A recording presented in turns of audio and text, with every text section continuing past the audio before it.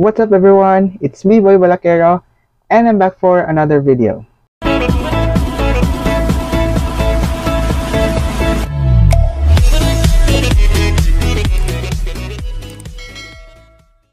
So for today's video guys, ay may dumating ako na parcel na sabay-sabay. So I'll be unboxing for this video, no?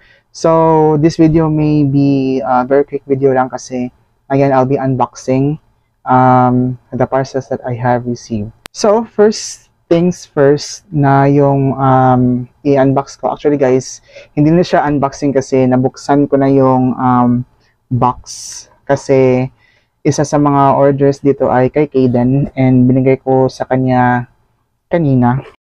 Kasi yung parcel na to guys ay mga Chibi Saints. And alam niyo naman ay nakahiligan ni Kaden din yung mga Chibi Saints, no? So, yun, binigay ko sa kanya guys. So, yan makikita nyo sa video. Yan ang saya-saya ni Kaden na natanggap na yung San Roque na Chibi Saints. So, pasensya guys kung medyo glary yung lights. No, kung medyo siya, nagle-lens flare. Kasi nga, wala akong ring light guys. Nasira yung ring light. Kaya in-on ko yung Christmas lights dito sa bunk bed ko. So, ayan, una sa lahat ay, so same shop din yung na-order ko dati, yung mga Chibi Saints, yun kung makikita nyo sa likod, yung mga Chibi Saints ko andyan. So una, as usual, meron silang ganito, thank you card, and freebie na stampita. So, tatlo yung na-order ko guys, dalawa sa akin tsaka isa kay Kaden. So, ang gustong-gusto ko sa shop nila guys, kaya umorder ako sa kanila is, aside sa quality yung Chibi Saints na good quality, meron din silang free na vinyl box, acetate box rather. So ayan, nakalagay siya sa isang acetate na box para hindi maalikabukan yung mga Chibi Saints guys. So ito ay si San Roque. Tsaka, ganito din yung binigay ko kay Kaden guys, si San Roque. So, tatanggalin ko muna siya sa bubble wrap. So, yan, tatanggalin ko na siya sa bubble wrap guys. Ayan. Tignan nyo yung quality ng Chibi Saints nila. Ang ganda yung pagka-paint. Yan. Diba? Tapos, ito yung yung baston. Yung aso, yan, tsaka may ngalan siyang San Roque. And merong sticker ng kanilang shop guys, ayan, Villa Chibis, yan, ilalagay ko yung link sa description box. So, yan, nilagay ko na sa acetate box. Tsaka yung kay Kaden guys, nung binigay ko sa kanya, hindi ko na lang sinali yung acetate box kasi baka matapon lang. So, instead, yung mga Chibi Saints ko na walang acetate box, yan yung paglagyan ko para useful. Ayan, nasa acetate box na siya. So, and of course, yung second, yung pangalawang binili ko guys, he's actually known as the new generation saint or the millennial saint. Actually hindi pa siya saint guys, pero he will be soon to be saint. And as announced kanina lang, nung July 1, approved by Pope Francis na with the other 15 candidates for sainthood. So by 2025, siya ay magiging santo na. So excited. Yan, si Blessed Carlo Acutis, or soon to be Saint Carlo Acutis. Yan. Tignan nyo yung detail niya guys. Yan. 1958, siguro ito yung, I'm not sure. Hindi siguro ito year of birth niya, no? And, yan yung laptop niya. And of course, kung makikita niyo dyan, my Eucharist. No? Or yung, anong tawag nito? Yung Blessed Sacrament, rather, no? So, dyan. Kasi nga, he is spreading and evangelizing people about the Holy Eucharist, no? With the use of technology. So, yan. Blessed Carlo Acutis and soon to be Saint Carlo Acutis. Tapos, yung acetate box niya. Para hindi siya maaalikabukan. Gwapo niya, no? Cute. Yan. Si Blessed Carlo Acutis. Nandyan pala si Bruno sa likod, guys. And, second na i-unbox ko is this one. Galing pa rin sa Shopee. So, marami akong budol sa Shopee this time, guys. Hayaan nyo na si Bruno dyan. So, asan? Yan. So, this is another order online sa Shopee. Since nakahiligan ko yung Pokemon since bata pa, guys. Hindi to laruan na Pokemon, no? But it's still related to Pokemon. Childhood ko talaga yung Pokemon, guys. So, ito ay actually may plano ako dito eh. Kaya ko ito binili. Pero secret muna. Ito ay sombrero ni Ash Ketchum. Dalawa yung binili ko, guys, pero iba-iba. So, yan. Ito, unang sombrero. Diba? I wanna be the very best. But no one ever was. Ito yung sombrero ni Ash sa Kanto, Kanto region na journey. So, yan. Adjust ko muna kasi medyo maluwag-luwag pa.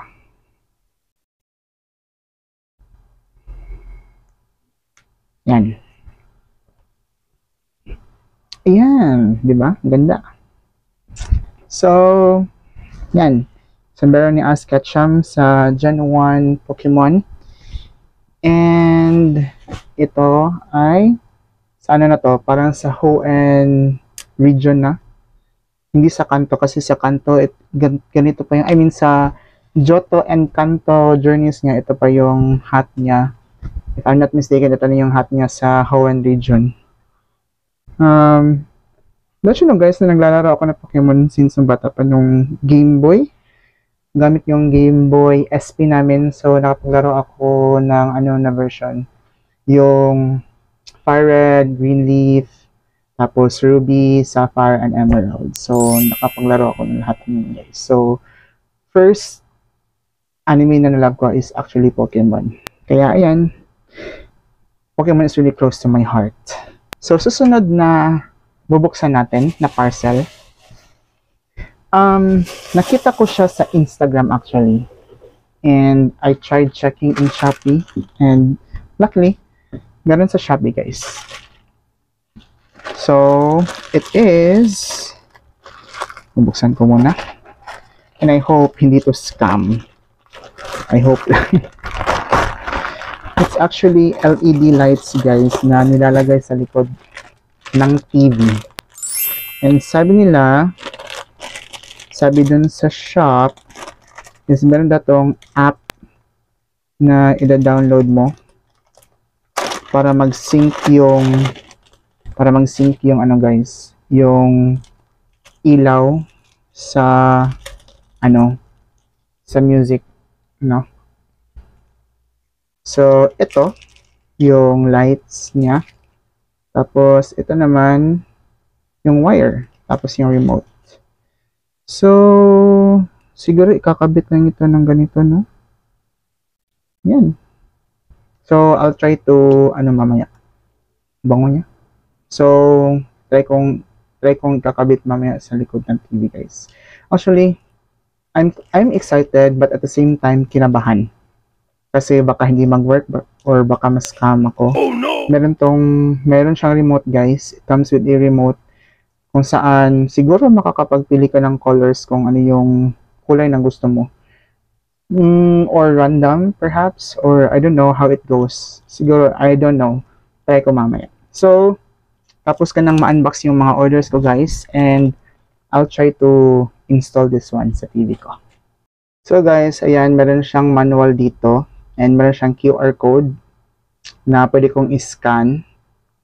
I guess ito yung para mag-download ako ng app Na yan, download the Lotus Lamp X app with your phone by scanning the QR code on the user manual. So, yan. Try natin yan, guys.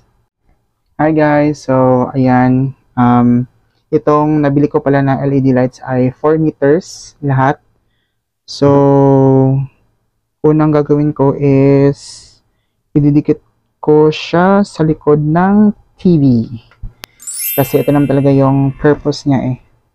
Sa likod ng TV ko siya ilalagay para masync siya sa music. Pasensya na, medyo maalikabok yung TV ko, guys. So, of course, pupunasan muna natin yan. Para walang alikabok. Itong TV ko pala, guys, ay hindi to smart TV. Pero, meron ako nabili na, si Papa pala yung bumili nun. Parang ano siya, parang box na, ewan ko, parang naging smart TV siya, guys. So, parang nako-convert siya into smart TV. So, I'll peel off muna yung adhesive. So, ayan guys, tatanggalan ko ng dahan-dahan yung adhesive. Pero, dapat hindi sumobra kasi baka didikit. At maaalikabukan pa. So, I don't know how it goes, guys. Hello guys, so ayan, nakuna ko na yung LED lights ko. And na-install ko na din yung app dito sa phone. So if you can notice guys, kapag i-change ko yung lights, yan, nag-iiba siya ng kulay. Yan. Diba? Ganda. So, ayan. Nakakaaliw. Try natin yung sync ng music. Tingnan nyo guys, habang nagsasalita ako, nag-iilaw siya. Diba? Galing. So, dito din yung remote niya guys. Try natin sa music. So, ayan, I'm happy with my purchase. Akala ko scam guys. So, I'm quite scared and skeptical at first. So, try natin yung music guys na masync siya. So, kasi yun naman talaga yung main purpose natin na mag-sync yung lights at saka music. So, medyo matagal mag-load yung music ko guys kasi marami akong music dito sa phone. Yan. So, yan guys. Nag-load na yung music. Medyo palubat na ako. So, try natin yung happy birthday.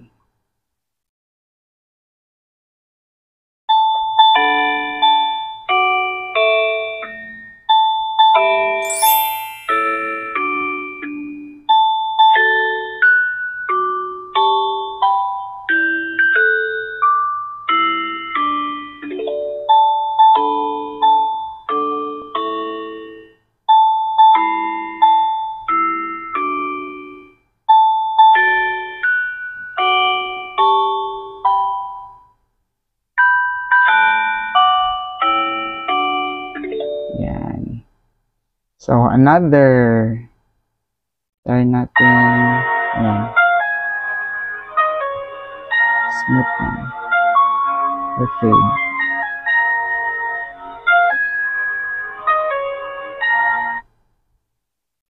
So, dito din guys, pwede kong ma-change yung mga colors na yan, kung gusto kong medyo puti, yan. Red, green, blue, tsaka yellow. Medyo green siya guys. Blue, yan. Itong purple, siguro lalagay ko dito. Medyo bluish na siya na pagka-purple guys. Ayan. So, I'm happy with this one. So, try natin sa scenes. Parang may scenes ito guys. Ewan ko kung ano to. Casual, lunch break, quiet. Ano namang 7 colors, jumping change. Yan. So, ito din. Ayan. Ayan. And so yan, nandito lahat sa app guys. So yan, I'm happy with this LED lights guys. So hi. Okay. So yun na. Kapag ayaw ko naman na i-sync siya sa music, pwede naman siyang dito lang sa lights. So try to disconnect perhaps. Yan. And on natin yung blue, yung green. Ay, ayaw. Ito pala. So, yan. Steady lang. Kumbaga, ito na yung remote guys sa phone, no? So, yan. Gusto ko yung ganyang kulay.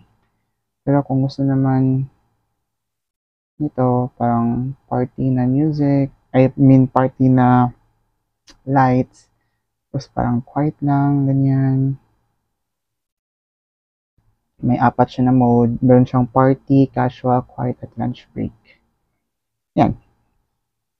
So, kumbaga, ito na yung app niya yung naging remote. Pero, pwede naman din ito, i-disconnect mo lang sa device.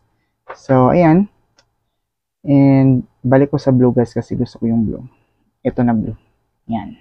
So, that's it for our video for today mga kabalakeros. And if you like this video, don't forget to hit the like button, share it to your friends, and comment down below kung ano yung mga sasabi nyo sa video natin ngayon. And if you're still new to my channel, don't forget to subscribe and hit that bell button for you to be updated on my next uploads. Again, thank you so much to my supporters. Lumalaki na yung channel natin guys. And don't forget also to like my Facebook page, Boy Balakeros. I am also uploading some reels and shorts doon at saka videos na in-upload ko sa YouTube. Thank you so much for watching guys. Till the next video. Bye!